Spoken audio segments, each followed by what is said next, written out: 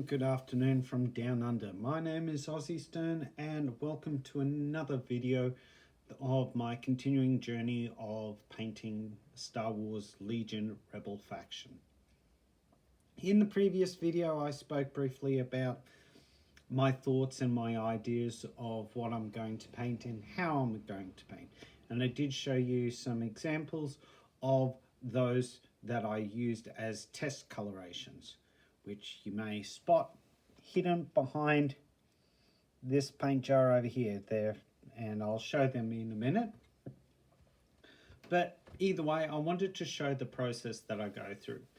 Everyone knows pretty much the simple things that you do. You firstly assemble your model, you clean up all the flashing, glue it all together, or potentially leave it apart to paint. You undercoat it in a appropriate color that you wanted. You put some base layer color, so these are the colors that you primarily want to stand out, and then you go into more finer details, slowly going on through. What I wanted to talk to you about today is to tell you what my process is of deciding what I'm going to paint, how I'm going to paint it. Now,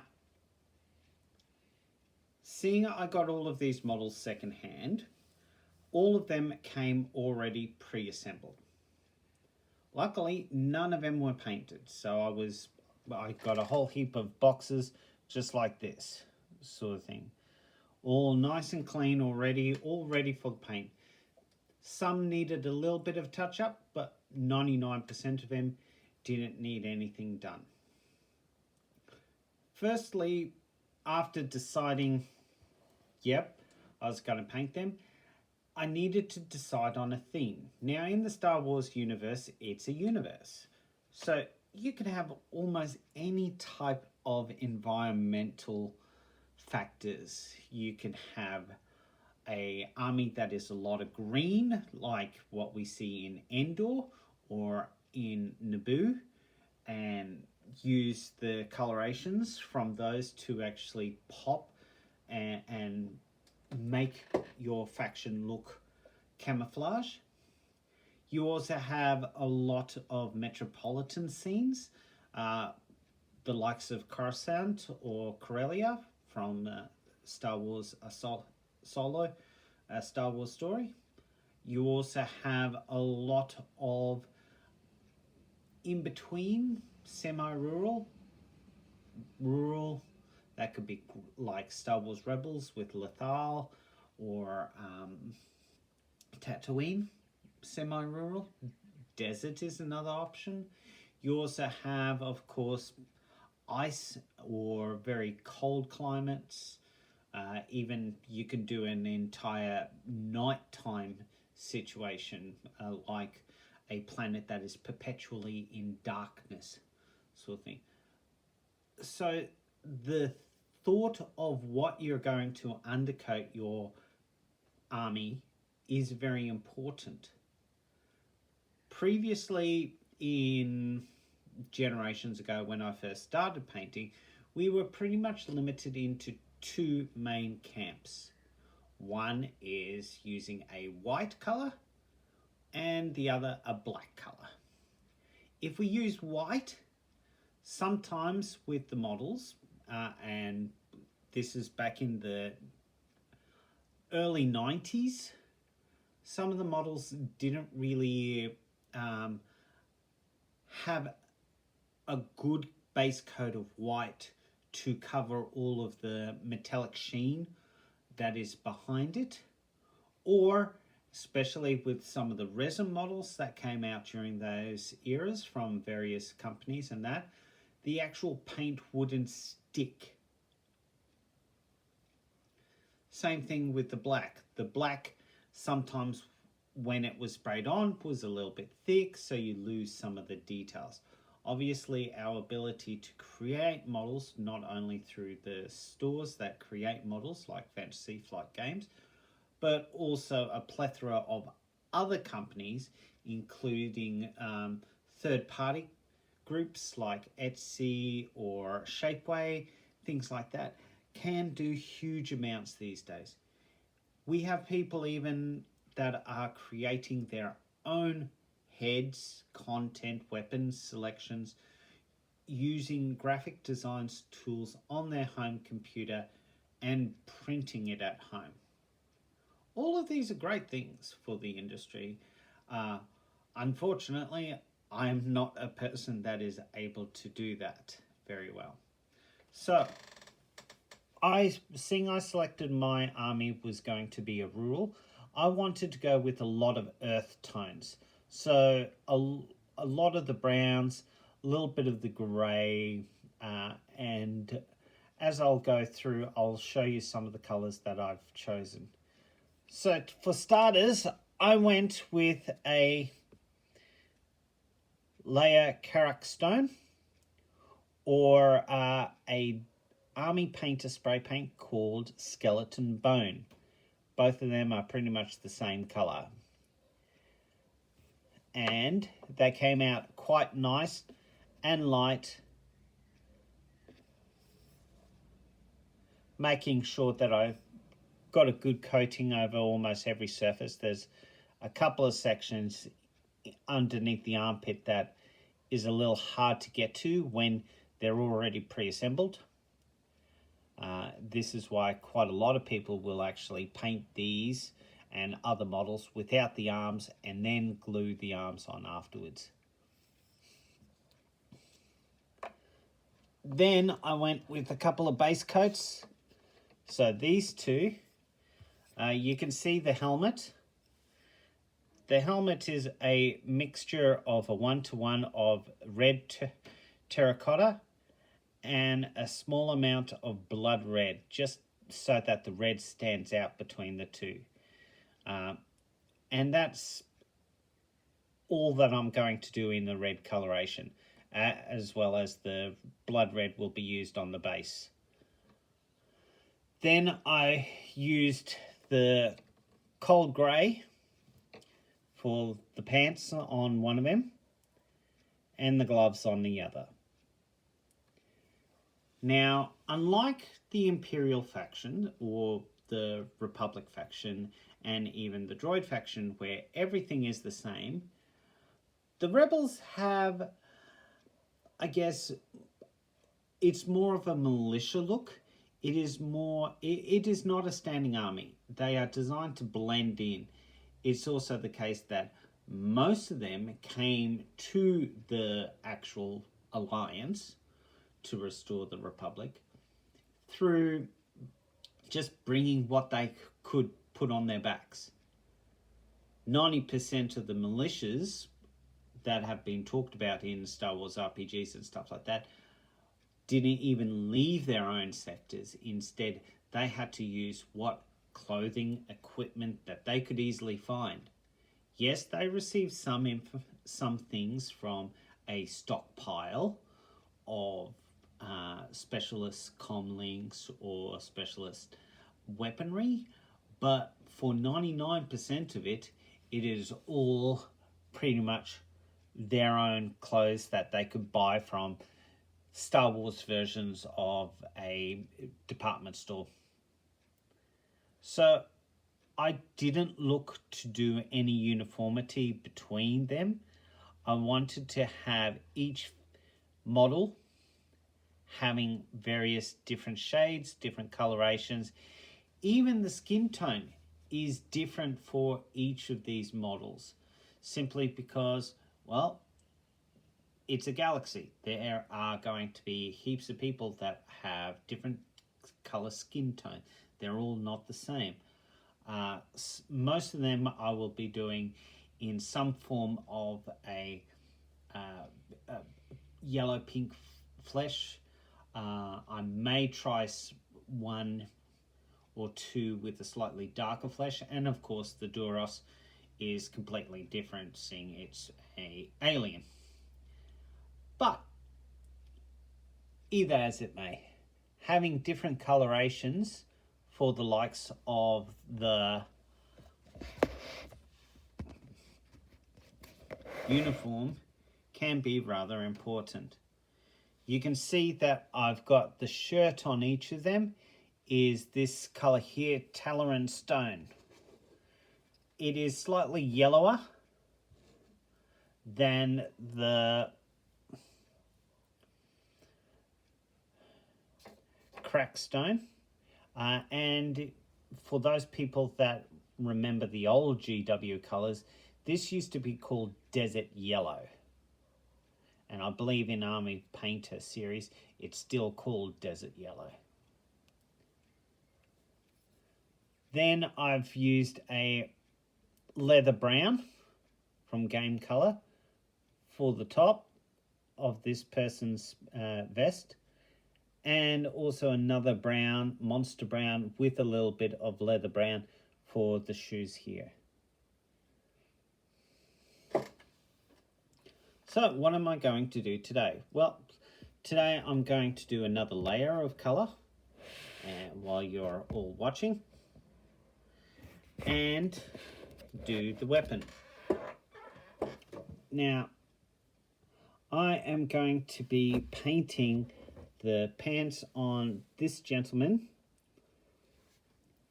with oak brown, which is a really, really dark brown, but I may try to lighten it up using some green ochre or some desert stone.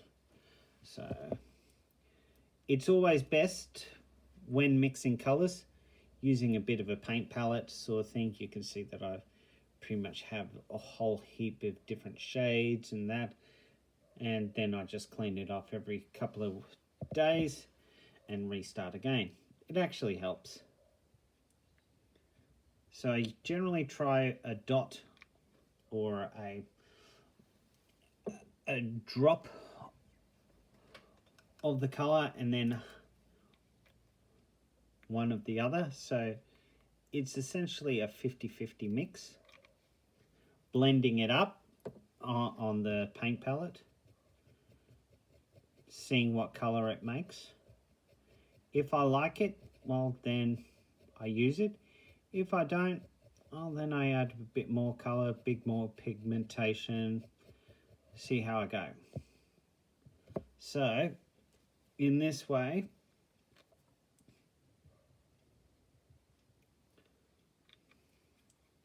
and I'll show this to you, I have done a 1-to-1 ratio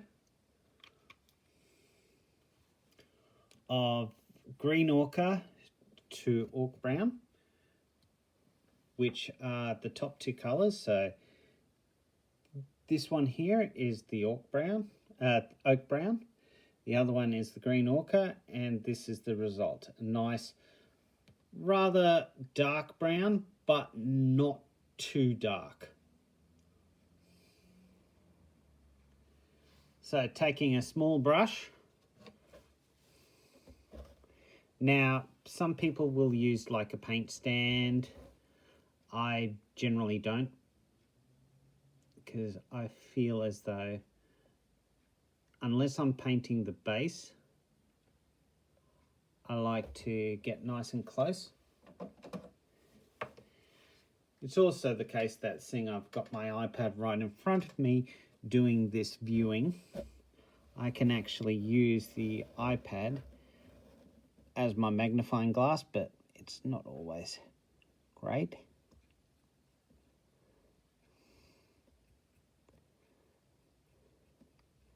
Now, some people will say I'm putting it on too thickly or too thinly. I like to firstly just whack it on, see how it situates with the colour underneath, and then gently sort of spread it out. So you can see that it's, well, the undercoat already is quite shiny in the light that I've got it in.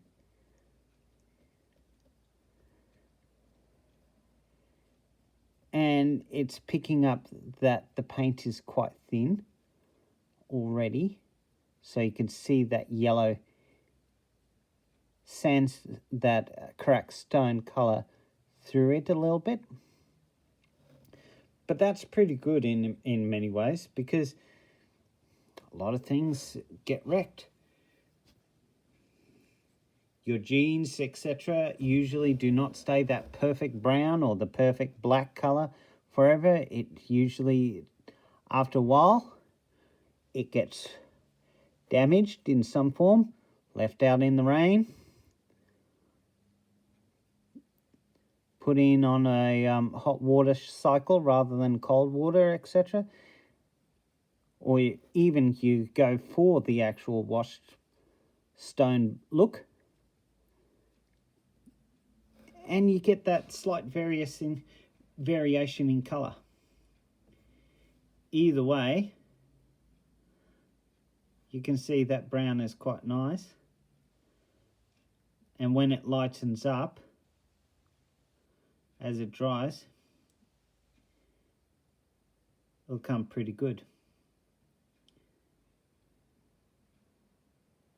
You'll also notice that I haven't done anything with the eyes yet, but this one has got a coat of bronze flesh on his face already.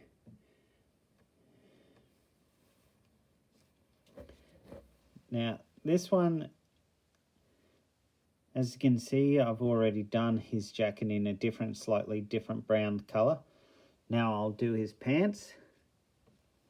And it's usually best when you're making the actual paint up, like I have on a paint palette, to do, like, use up as much of the color as possible before it dries. Generally, when you actually use a paint palette, unless you write down exactly what you use, the recipe, and it can be very important to do so for the likes of your main colors. When you blend it a second time, unless you get exactly the same volume of drops, like using an eyedropper or something similar, the tonal quality of the paint may slightly differ.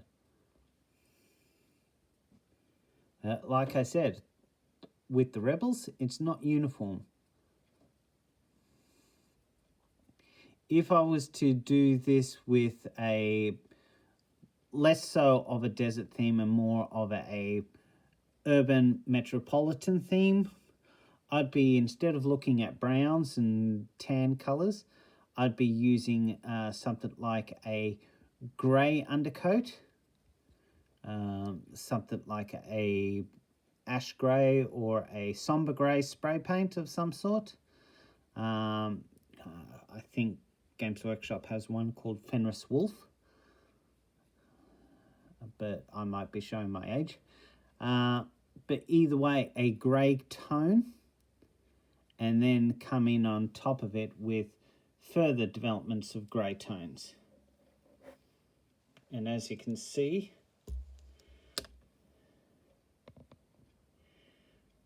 that's him done now.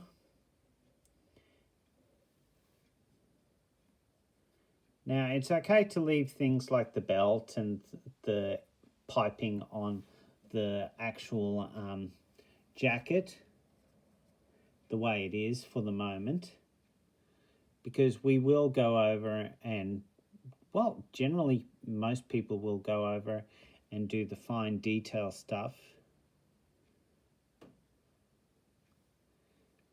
after they've got the main paints down. It's also important to note, trying these colors out firstly without so much as the actual the factor of the TV, or in this case the iPad, in the way, can be important to discover, oh, am I doing this right? Am I getting the right color paints in?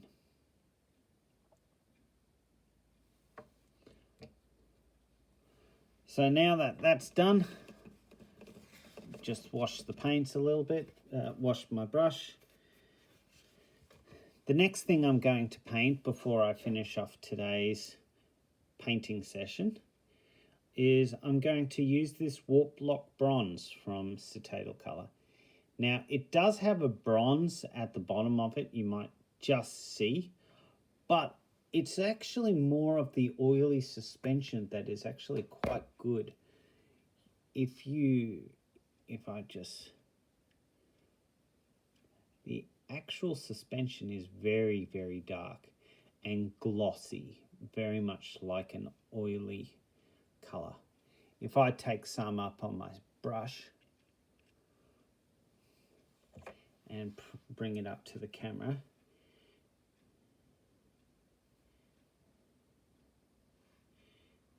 you can almost see that it's pretty black.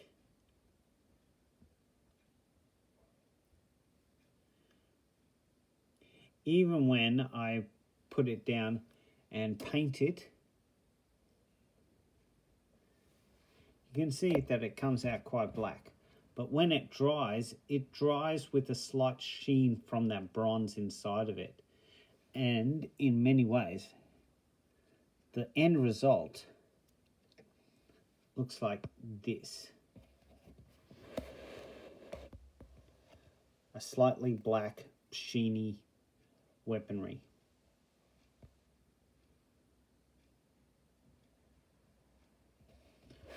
So I'm going to do it with not this one, this one.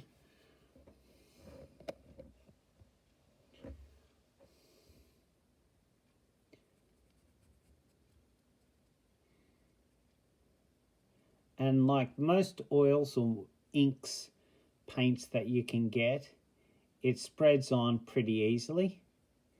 You do have to be careful not to spread it too thin. I generally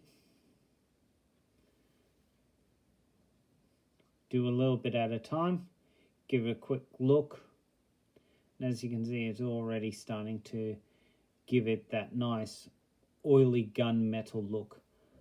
You'll also notice that there is a weapon in the backpack, so I'll also be doing that in that same oily black coloration, but I'm gonna need to get a little bit closer with my brushes to get that okay.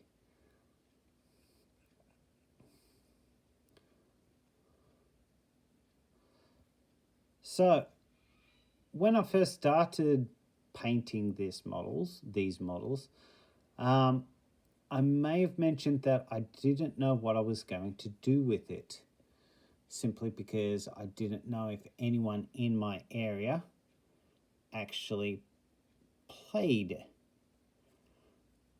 Lo and behold, however, I get informed that there are quite a few people that have lists in the area and factions in the area.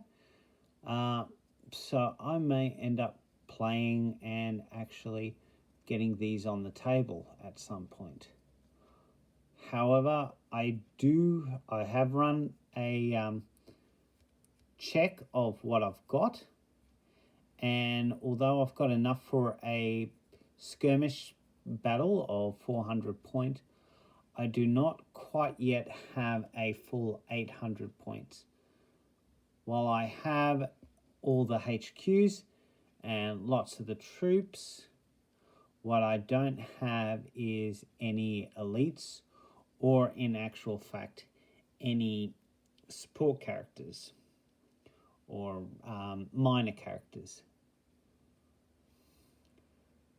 To that end, I will probably be seeing one of my main characters that I have here is Han Solo. I'll be probably getting Chewie at some point in time, and seeing how I go with painting that. The other thing that I'm looking to potentially buy for Legion is, like I've said, I've received this as a Facebook second-hand purchase, so I have very little in the way of complementary stuff for it. I have no dice. I have very little in the way of tokens. I do have their order tokens, which is nice, but I don't have any of the situational tokens. Those tokens like being suspended, being suppressed, or anything like that. Most of the stuff I've got is pretty much just related to the commanders that I've got. So as you can see, that's his oily weapons nicely done.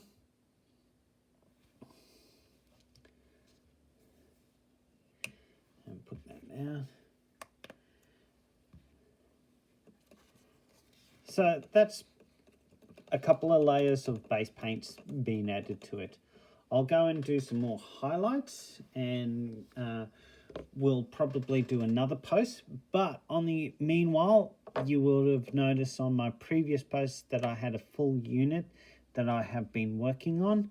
If you give me a minute.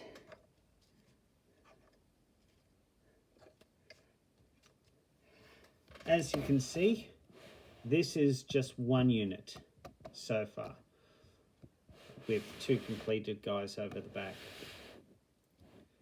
I have gone with a very light blue Duros for this unit, and using a blend of Troll Slayer orange and a little bit of white to get the armor padding look.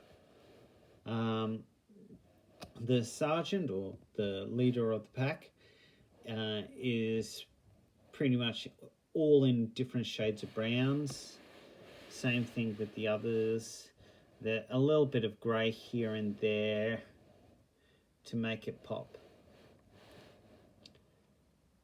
And truly, this is going to be the theme for my army, that I'm going to use a lot of browns, but not always in the same place.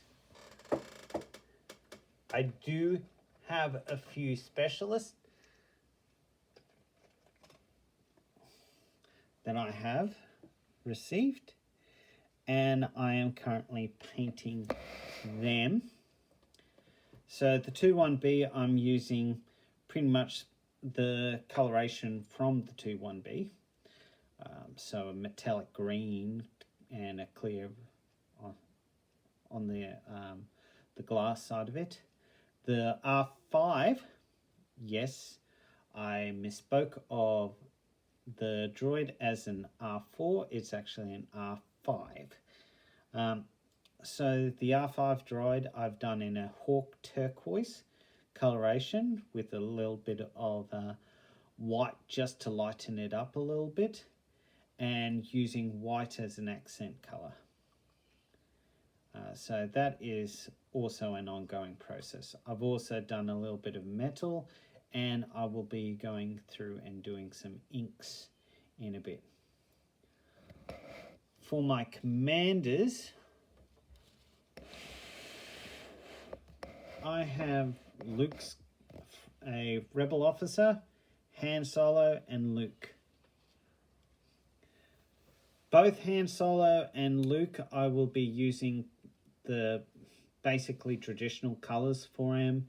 Luke will be in the uniform that he presents to us on the big screen in Empire Strikes Back when he is wandering the halls of Cloud City. So a very light khaki color uniform, lightsaber out. Yeah. Han, on the other hand, he's got his nice flowing coat like what we see in Endor. I will probably use a brown coat maybe, or maybe even go for a full black. His inner tunic or his shirt will be a sandstone or Talaran sand color. Pants, I've seen a couple of people do Han Solo with black pants and a red stripe, while others using a blue, like a Kator blue, really dark blue with the red stripe. I'm not sure which one I will go with yet. I might do a little bit more research about what I would like. With the officer, Rebel officer, I am probably going to leave him to last because I really want to take my time to actually paint him well. So that's it for my current spot in my painting progress. As you can see, I have a lot of different things on the table or on my painting desk that I'm going and working through all at the same time. But it is a pleasure. I do have another unit that has just been spray painted, as well as an AT-RT that I am going to start painting in the next week or so after I've done my second unit. But anyway, for now, I will end my shortish video, and please like, subscribe if you're interested, leave a comment if you think of anything that may differ or that you would like me to try. Obviously there are a lot of different paints I have, and this is only a small part, a whole heap of paint in there of various different colors.